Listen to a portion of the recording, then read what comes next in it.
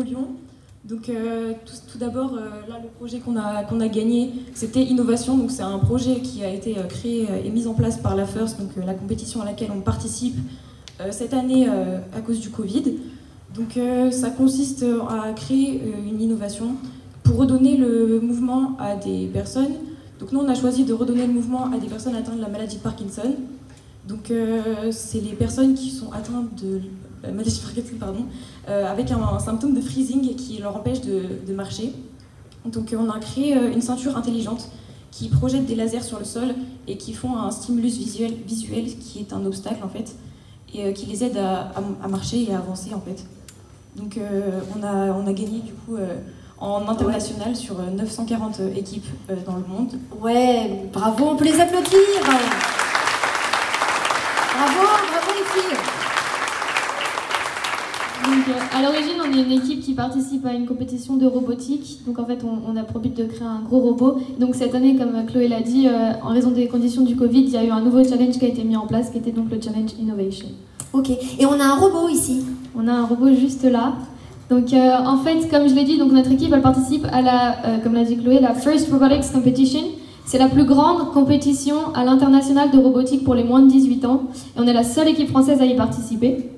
Donc en fait, ce qui se passe, c'est que toutes les équipes dans le monde, début janvier, reçoivent une vidéo qui va décrire les règles du jeu de l'année et les contraintes que le robot qu'on va devoir construire doit respecter.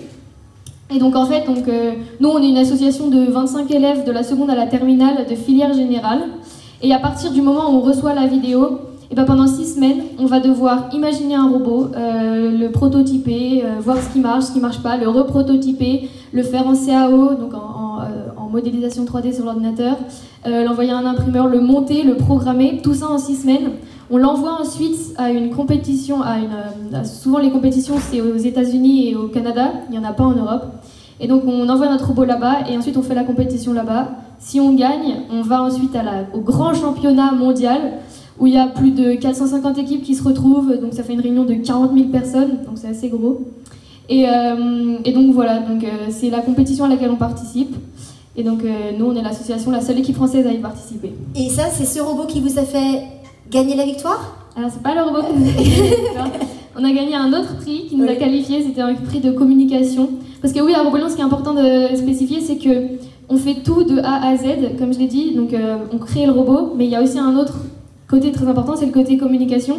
On va chercher des sponsors, on a besoin de sous pour faire ce robot. Et donc c'est les élèves qui font de A à Z, qui sont en filière générale, et donc on va démarcher des entreprises, on essaye de communiquer un maximum.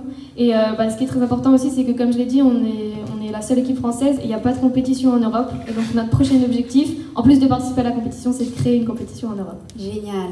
Est-ce que vous pouvez nous parler de... Est-ce que cette aventure, qu'est-ce qu'elle vous a apporté personnellement? Bon, déjà, ça nous a apporté énormément de choses. On travaille en équipe, donc ça apprend le collectif, à travailler avec tout le monde. On apprend énormément de choses parce qu'on n'est pas fixé uniquement sur un projet comme la CAO ou la communication ou même la programmation.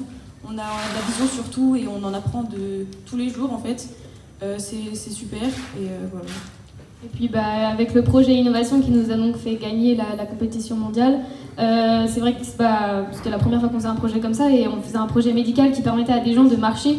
Donc c'est incroyable parce que marcher pour vous et moi c'est assez facile, mais pour certaines personnes c'est super compliqué, ils n'y arrivent pas. Et donc permettre à des gens de marcher, c'est incroyable. Voilà. Merci Pénélope Chloé pour ce moment de partage.